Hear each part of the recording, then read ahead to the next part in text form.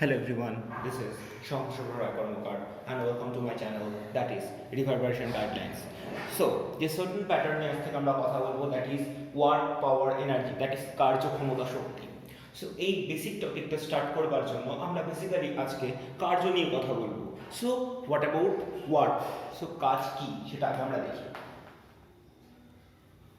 ধরা যাক আমরা কোনো একটা বস্তুর উপর বল প্রয়োগ করলাম, অর্থাৎ একটা বস্তু রাখা আছে, এই বস্তুর ওপর আমি যদি একটা বাহ্যিক বল প্রয়োগ করি, অর্থাৎ আমি বলেই দিচ্ছি যে বাহ্যিক বল কিনা এফ, এই বাহ্যিক বল এফ প্রয়োগ করার পরে বস্তুর অবস্থার যদি পরিবর্তন হয়, অর্থাৎ বস্তুটা যে স্থানে ছিল সেই স্থান থেকে যদি কিছুটা দূরে সরে যায়, সো ধরা যাক এস দূরত্ব সরে গেছে এবং সরে গিয়ে অন্তিম অবস্থায় এখানে এসে দাঁড়িয়েছে, তাহলে আমরা বলতে পারবো যে এই বল প্রয়োগের ফলে বস্তুর সরণ যেহেতু প্রয়োগ বিন্দুর দিকে হয়েছে, তাই এই বলটি কিছু পরিমাণ কাজ করেছে। অর্থাৎ ওয়ার্কের কোনো প্রপার ডেফিনেশন হয় না।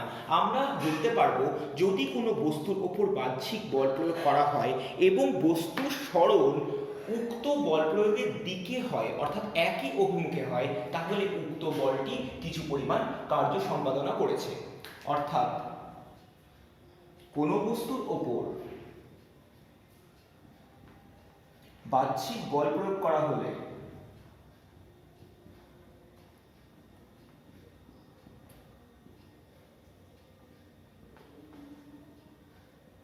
বস্তুর সরণ যদি প্রয়োগ বিন্দুর দিকে বা অভিমুখে হয়, তাহলে বলা হয় উক্ত বলটি কিছু কার্য সম্পাদনা করেছে।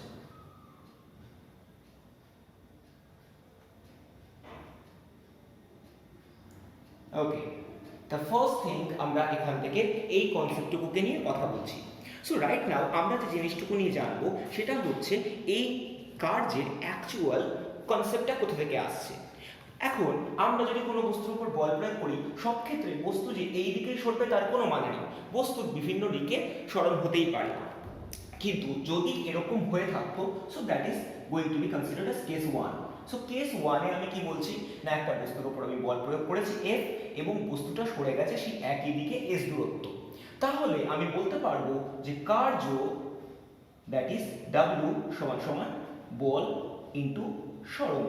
অর্থাৎ এই ক্ষেত্রে যদি আমি কার্যের মান বের করি, that will be nothing but F into S, that is dot S. কিন্তু যদি ঘটনা এরকম না হয়ে আরেকটু ক্রিটিক্যাল স্টেটে যায়, অর্থাৎ কেস 2 নিয়ে যখন আমরা আলোচনা করছি, তখন আমরা আরো ভালোভাবে বুঝতে পারবো। ধরা যাক এবার আমার কাছে বস্তু এখানেই রাখা হয়েছে, এখন আমি এর ওপর এই দিকে এফ বল প্রয়োগ করেছি, কিন্তু এই কারণের জন্য বস্তুটি এবার ডিরেক্টলি এই দিকে না সরে বস্তুটা সরে গেছে এই দিক বরাবর এবং ফাইনাল স্টেট হয়েছে এখানে। অর্থাৎ আমি সরণটাকে এস ধরছি, কিন্তু সরণটা কিন্তু সম্পূর্ণভাবে যেদিকে বল প্রয়োগ করা হয়েছে সেই দিকে হয়নি, তাহলে that is genuinely making an certain angle, অর্থাৎ বস্তুটি একটা নির্দিষ্ট কোণ করে সরে গেছে। এখন এই কোণটার মান যদি আমি থিটা ধরি, তাহলে এবার যদি এই বল প্রয়োগের জন্য কার্য বার করতে হয়, সো দ্য ফার্স্ট থিং আমাকে করতে হবে, আমাকে এই অন্তিম অবস্থা থেকে বস্তুর এই বল প্রয়োগ বিন্দুর ওপর একটা লম্ব আঁকতে হবে। So that is the main criteria, অর্থাৎ 90 ডিগ্রি একটা লম্ব আমি এঁকে নিলাম। অর্থাৎ আমি ধরে নিচ্ছি এ থেকে বস্তুটা বিতে সরেছে এবং BC is perpendicular over AC, অর্থাৎ আমি বলে দিচ্ছি এফ বাহ্যিক বলের জন্য বস্তু বিতে পৌঁছায় এবং এই কারণের জন্য অবভিয়াসলি এ বি এই পুরো দূরত্বটা এস, এটা আমি ধরেই নিয়েছি। অ্যান্ড রাইট নাও যে জিনিসটা আমি করতে চাইছি সেটা হচ্ছে এই বি বিন্দু থেকে একটা পারপেন্ডিকুলার কনস্ট্রাক্ট করছি যেটা কিনা এসিতে আছে। Fair enough? সো এইটুকু জিনিস আমরা বুঝলাম। তাহলে আমার যেটা কার্য বের করবার জন্য কাজে দেবে সেটা হবে এই দূরত্বটা, অর্থাৎ এসি দূরত্বটাকেই আমরা কাজ হিসেবে বের করব। তার কারণ কি, আমি বললাম যেদিকে বল প্রয়োগ করব সেই বল প্রয়োগের বিন্দুর দিকে সরণটাকে আমি মাপব। সো থিঙ্ক বিগিন, আমি এবার ওইটুকু ডিস্টেন্সকে নিয়েই কাজ করব।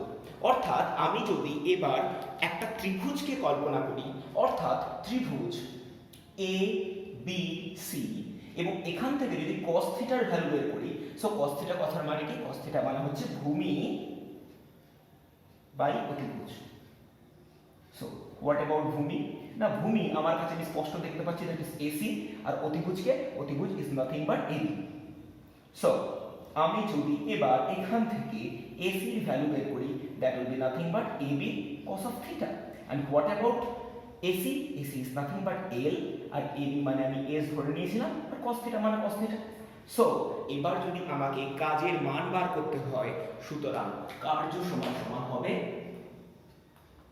W equal to F into L. So F মানে তো F কারণ বাহ্যিক বল, আর L মানে S cos of theta.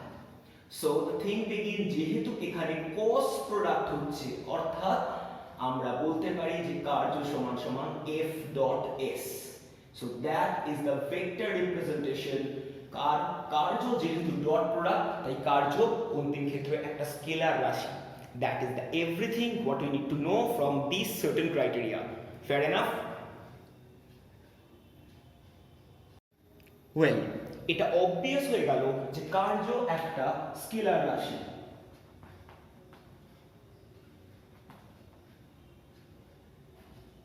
এবার কার্য যেহেতু স্কেলার রাশি, তাহলে আমরা এটাকে বলতেই পারি যে কার্য কথার অ্যাকচুয়াল মিনিং হচ্ছে F ডট S, অর্থাৎ আমরা লিখতে পারি F S cos of theta. Fair enough? যার জন্য কার্যের ক্ষেত্রে শুধুমাত্র মান আছে, কিন্তু দিক বা অভিমুখ নেই। অর্থাৎ একটা স্কেলার রাশির যা যা বৈশিষ্ট্য, সেই বৈশিষ্ট্যই কার্য সম্পাদনা করে। নেক্সট, আমরা যদি জানি যে কার্যের একক কি, তাহলে কিন্তু আমরা দুটো আলাদা আলাদা ইউনিটে কার্যের একক মাপব। সো দ্য ফার্স্ট থিং, যদি আমরা সিজিএস এ কার্যের একক মাপি, সো সিজিএস এ কার্যের একক তো কি হবে না, সিজিএস এ কার্যের একক হচ্ছে আর্গ। সো এই আর্গের ডেফিনেশন কি, না আর্গের ডেফিনেশন আমরা নর্মাল কনসেপ্ট থেকে জানবো। না আমাদেরকে বলা হচ্ছে যদি এক ডাইন বল প্রয়োগে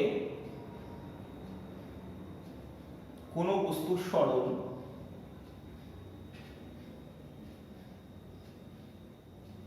বল প্রয়োগের দিকে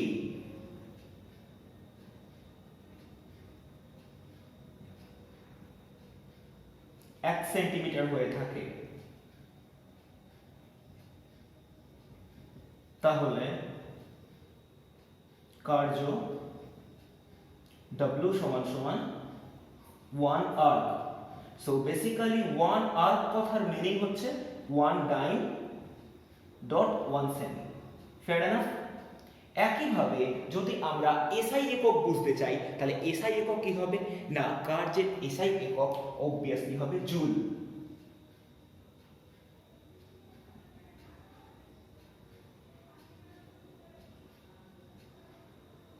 এন্ড জুলের ডেফিনেশন আমি লিখে দিচ্ছি না, বাট জুলের ডেফিনেশন কি হবে, একদম ডিক্টো টু ডিক্টো সেম হবে, যে ক্ষেত্রে আমরা বলতে পারবো যে 1 নিউটন বল প্রয়োগ করার ফলে যদি কোনো বস্তু সরল বল প্রয়োগের দিকে 1 মিটার হয়ে থাকে, তাহলে কার্য সমান সমান 1 জুল। সো ফেয়ার এনাফ, আমি এটা বলতেই পারি যে 1 জুল সমান সমান 1 নিউটন ডট 1 মিটার। সো এই যাচ্ছে আমাদের কার্যের normal concept. Well, right now আমি যেটা করবার চেষ্টা করছি সেটা হচ্ছে 1 জুল মানে আমি এক্ষুনি লিখলাম 1 newton into 1 metre. Fair enough? আচ্ছা, এবার যদি নিউটন থেকে আমি ডাইনে ঢুকে যাই, তাহলে 1 নিউটন মানে 10 টু দি পাওয়ার 5 টাইম, আর 1 মিটার মানে 100 centimetre.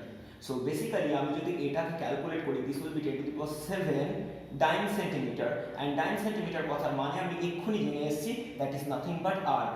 So 1 joule equal to 10 to the power 7 erg. এটা অত্যন্ত ইম্পর্টেন্ট একটা verification throughout the journey. কিন্তু এটা ছাড়াও আমাদের এই ওয়ার্ক বা কার্যের একটা খুব পেটেন্ট ইউনিট আছে, that is nothing but 1 calorie. এবং আমরা বারবার করে এটা পড়েছি। সো 1 ক্যালোরি মানে 4.186 জুল, যেটাকে আমরা লিখতে পারি 4.2 জুল। সো এই গেল আমাদের নর্মাল কনসেপ্ট। রাইট নাও আমরা যদি কার্যের মাত্রা বের করি তাহলে আমরা আরো ভালো করে ব্যাপারটা বুঝতে পারবো। So the thing begin, we are trying to find the dimension of কার্য। সো কার্য সমান সমান আমি বললাম বল ইনটু সরণ।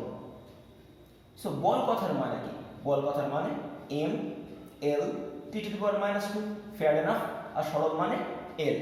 সো যদি দুটোকে আমি ক্যালকুলেট করি, this will be m l square t to the power -2। So এই যাচ্ছে আমাদের কার্যের মাত্রা। And this is everything about the basic concepts of কার্য। রাইট নাও আমরা যেটা করব, কার্যের বিভিন্ন রকম ক্লাসিফিকেশন নিয়ে আলোচনা করব। সো দেখা যাক।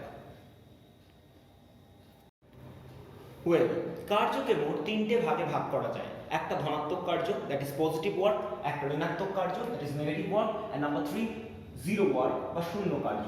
So the first one is nothing but ধনাত্মক কার্য। নাম্বার 2, ঋণাত্মক কার্য। এন্ড নাম্বার 3, শূন্য কার্য। সো এই তিনটে বেসিক কনসেপ্টসকে আমরা ভালো করে ফার্স্ট ডিসকাস করব, দেন আমরা প্রত্যেকটা জিনিসকে বোঝার চেষ্টা করব। সো দ্য ফার্স্ট থিং, আমরা ধনাত্মক কার্য নিয়ে কথা বলবো। সো ধনাত্মক কার্য জিনিসটা কি? সো আমি বেসিক্যালি কিছু লজিক বলবো, এই লজিকগুলোর উপরেই পুরো জিনিসটা দাঁড়িয়ে থাকবে। দেখা যাচ্ছিল আমরা একটু আগে কার্য মানে একটা কথা বারবার করে লিখছিলাম যে কার্য মানে W equal to F S cos of theta. Fair enough. এখন এই থিটার ভ্যালু যদি লেস দ্যান 90 ডিগ্রি হয়ে থাকে তাহলে cos থিটা কিন্তু সব সময়ের জন্য পজিটিভ ভ্যালু দেবে। Fair enough. অর্থাৎ cos থিটা 0 ডিগ্রি থেকে 89.999 ডিগ্রি অবধি সমস্ত ক্ষেত্রেই cos থিটা একটা পজিটিভ ভ্যালু দেবে। অর্থাৎ আমরা যদি কোনো বস্তুর উপরে F বাহ্যিক বল প্রয়োগ করি এবং এই বাহ্যিক বল প্রয়োগের ফলে যদি বস্তুটি যে কোনো দিকে মুভ করে বা সরণ করে, যেটা কিনা এই বল প্রয়োগ বিন্দুর সাথে যে কোণ বানায় সেই কোণ যদি লেস দ্যান 90 ডিগ্রি হয়ে থাকে তাহলে আমি বলতে পারবো এই জাতীয় বল প্রয়োগের ফলে যে কার্য হয় তা সব সময়ের জন্য ধনাত্মক কার্য। কারণ আমরা যদি হিসেব করি, so this will be nothing but f into s cos of theta. আর cos থিটা যেহেতু 90 ডিগ্রি থেকে কম হবে সেহেতু সব সময়ের জন্য কি হবে না, এই কার্যটা আমাদের জন্য ধনাত্মক কার্য হবে। Fair enough. So the basic logic is that যদি বল প্রয়োগের ফলে কোনো বস্তুর সরণ প্রয়োগ বিন্দুর সাথে 90 ডিগ্রির কম কোণে সরে যায় তাহলে কি হবে না, অবশ্যই সেটা ধনাত্মক কার্য বলে বিবেচিত হবে। ক্লিয়ার? ওয়েল, এবার যেটা আমরা কাজ করব সেটা হচ্ছে শূন্য কার্য। সো এই শূন্য কার্য জিনিসটা বুঝবার জন্য আমাদেরকে কনসেপ্টটা অত্যন্ত ক্ল্যারিফাইড রাখতে হবে, কারণ এটা থেকে বেশ কিছু তথ্য আমরা জানব। যখন আমরা বৃত্তীয় গতি পড়ছিলাম, তো বৃত্তীয় গতি পড়বার সময় আমরা বারবার করে বলছিলাম যে কোনো একটা বস্তুকে বৃত্ত পথে ঘোরাবার জন্য সব সময় কেন্দ্রের দিকে একটা বল কাজ করে। সো আমি কনসেপ্ট 1 এ যাচ্ছি। যখন আমি বলছি যে বৃত্ত পথে ভ্রমণের জন্য কেন্দ্রমুখী সেন্ট্রিপেটাল ফোর্স বা অভিকেন্দ্র বল থাকে। সো এটা আমরা খুব ভালো করেই জানি। এখন এই অভিকেন্দ্র বল যেটা থেকে থাকে সেটা কিন্তু কেন্দ্রের দিকেই কাজ করে এবং তার মানকে আমি এফসি দিয়ে লিখতেই পারি। এখন যে কোনো একটা নির্দিষ্ট মুহূর্তে যদি বৃত্তপথে ঘোরা কোণাটা অ্যান্টি ক্লকওয়াইজ বা ঘড়ির কাঁটার বিপরীত দিকে ঘুরতে থাকে তাহলে একটা নির্দিষ্ট মুহূর্তে বস্তুর সরণের টেন্ডেন্সি কিন্তু সবসময় তার সাথে ট্যানজেনশিয়াল বা 90 ডিগ্রি কোণে হতে থাকে। অর্থাৎ এই অবস্থায় কণার সরণ কেন্দ্রমুখী বলের সাথে 90 ডিগ্রিতে অবস্থান করে। ফলে কার্য কত হবে? W equal to F into S into cos of 90 degree.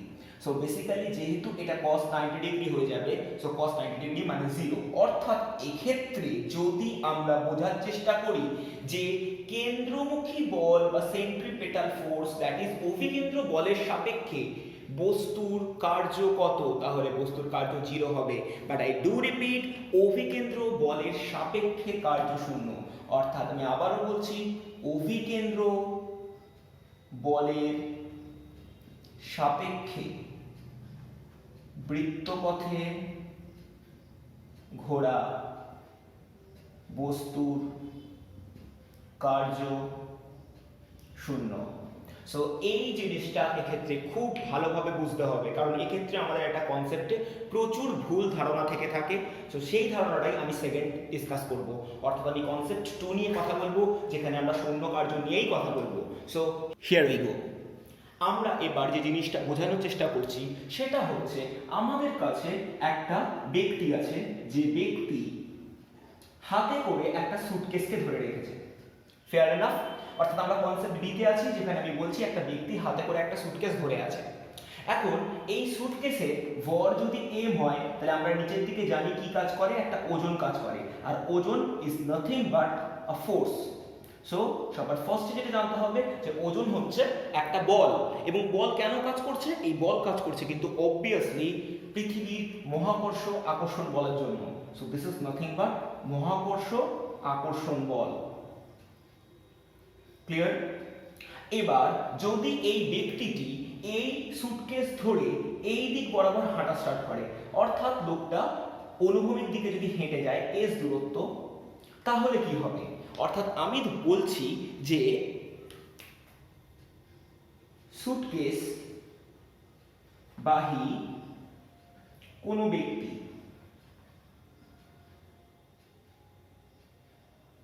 Suitcase সহ s দূরত্ব অনুভূমিক পথে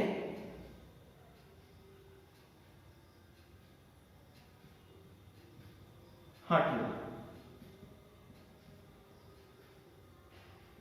ফলে কি হবে? ফলে অভিকর্ষের জন্য কার্য যদি বার করতে হয়, so that is the biggest criteria যে গোটা ইস্যু আমরা বুঝবো। সো অভিকর্ষের জন্য যদি কার্য বুঝতে হয়, তাহলে অভিকর্ষের জন্য নিচের দিকে কত বল কাজ করছে না mg, so that is ball.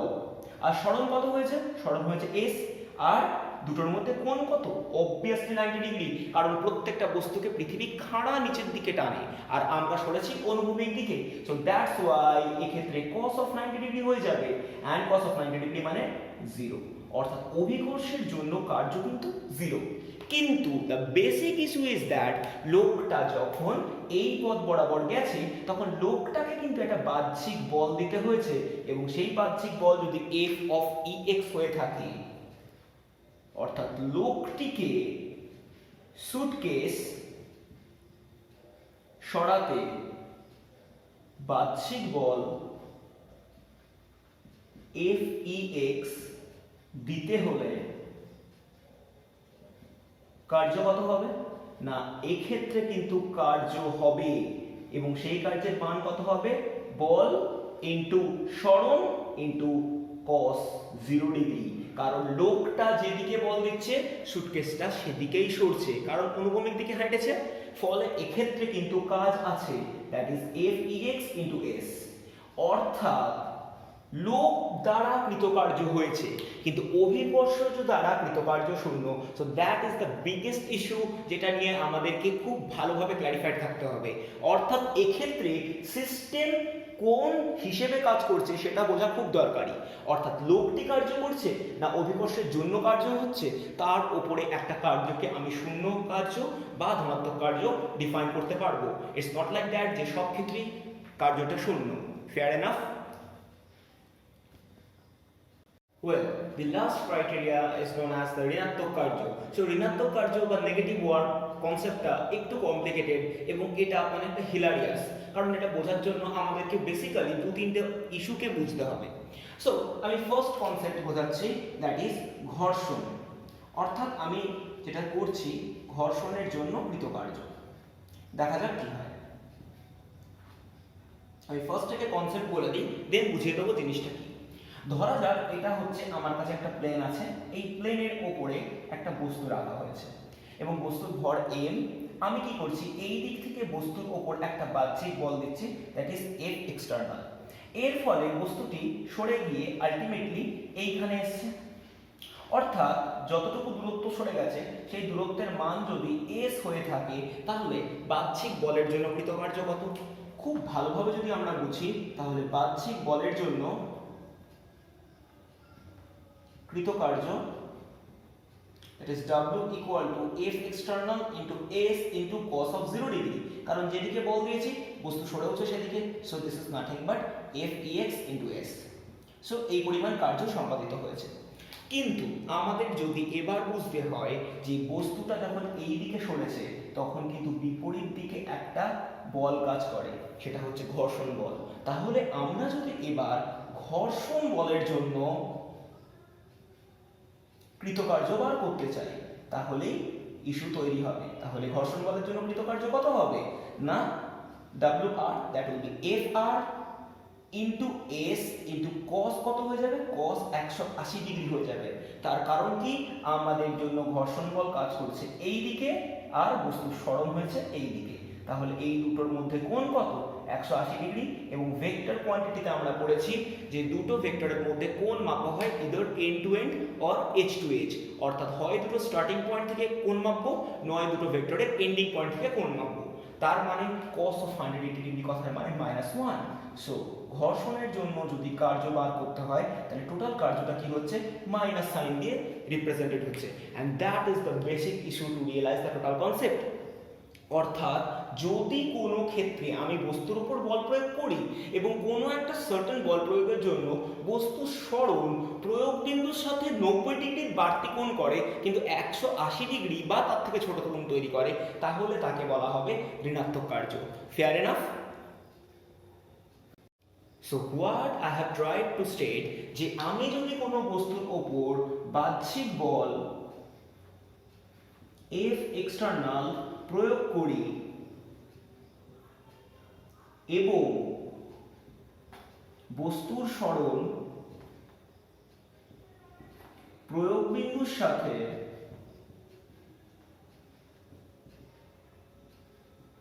Theta কোণ তৈরি করে, যে ক্ষেত্রে এই থিটা কোণের একটা আলাদা কনসেপ্ট আছে যেটা কিনা 90 ডিগ্রির থেকে বড় কিন্তু 180 ডিগ্রি থেকে ছোট বা তার সাথে সমান যদি হয়, তাহলে সেক্ষেত্রে কার্য সর্বদা ঋণাত্মক হবে।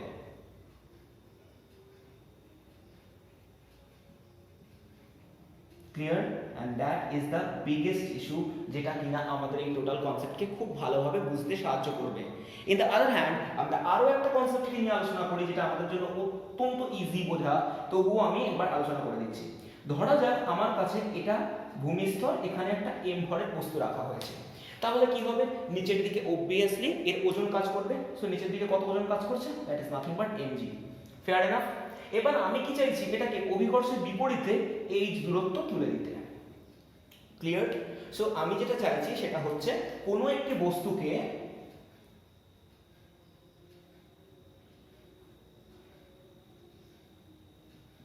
h উচ্চতা উন্নীত করতে। তাহলে অভিকর্ষ দ্বারা কার্য কত হবে, that would be genuinely by W equal to নিচের দিকে কত বল কাজ করছে না, obviously mg, আর কত সরিয়েছি না এইচ আর এই দুটোর মধ্যবর্তী কোণ কত না অবশ্যই 180 ডিগ্রি। সো cos 180 ডিগ্রি অর্থাৎ that will be nothing but -1। So অভিকর্ষ দ্বারা কৃতকার্য হবে -mgh। অর্থাৎ আমরা যেহেতু অভিকর্ষের বিপরীত দিকে বস্তুটিকে তুলেছি অর্থাৎ একটা নির্দিষ্ট ভূমিস্তর থেকে উচ্চতায় তুলেছি সেই জন্য কৃতকার্যের মান হয়ে যাবে -mgh। That is the biggest criteria to realise the total concept. Fair enough? Well, কার্য সম্পর্কে the last part of the theory যেটা কিনা আমরা বের করব পরিবর্তনশীল বলের জন্য কৃতকার্য। So this is very very important. আমি যতটা পারবো সোজা করে বোঝানোর চেষ্টা করব। সো পরিবর্তনশীল বলের জন্য কৃতকার্য। সো জিনিসটা কি সবার ফার্স্টে আমি সেইটুকু কনসেপ্টকে আগে ক্ল্যারিফাই করি। আমরা এক্ষেত্রে যখন গ্র্যাভিটেশন বা মহাকর্ষ পড়ছিলাম তখন দেখছিলাম যে কিছু কিছু ক্ষেত্রে কিন্তু আমাদের এই ফোর্স বা বাহ্যিক বলটা কিন্তু কারোর একটা ফাংশন। অর্থাৎ আমি যদি বলে দিই যে বল that is F is a function of distance বা x, সো সেক্ষেত্রে আমরা কিন্তু নর্মালি কাজ করতে পারবো না। অর্থাৎ আমরা যখন মহাকর্ষ পড়ছিলাম তখন আমরা খুব ভালো করে জানতাম যে এখানে যদি একটা ক্যাপিটাল M ভরের বস্তু, এখানে যদি একটা মাত্রা M ভরের বস্তু থাকে এবং উহাদের মধ্যে দূরত্ব যদি x হয় তাহলে একটা নির্দিষ্ট মুহূর্তে F ইকুয়াল টু আকর্ষণ বল কত হবে না আকর্ষণ বল অবভিয়াসলি হবে G ক্যাপিটাল M বাচ্চা M by x square. Fair enough? কিন্তু যদি এটাকে একটু দূরত্ব কমিয়ে দেওয়া হয় তাহলে সেক্ষেত্রে এই যে ফোর্স, এই ফোর্সটা কিন্তু ইটসেলফ একটা ফাংশন অফ x। সুতরাং পুরো যাত্রাপথে কিন্তু এই বলটা কখনোই কনস্ট্যান্ট থাকছে না। সুতরাং যে ক্ষেত্রে বল কনস্ট্যান্ট থাকছে না অর্থাৎ যে ক্ষেত্রে এই বলটা প্রত্যেক মুহূর্তে পরিবর্তনশীল, সেক্ষেত্রে কার্য যদি বার করতে হয়, সো কার্য বের করতে গেলে সেক্ষেত্রে আমাকে যেটা করতে হবে f ডট dx এই পুরো পাথটাকে ইন্টিগ্রেট করতে হবে।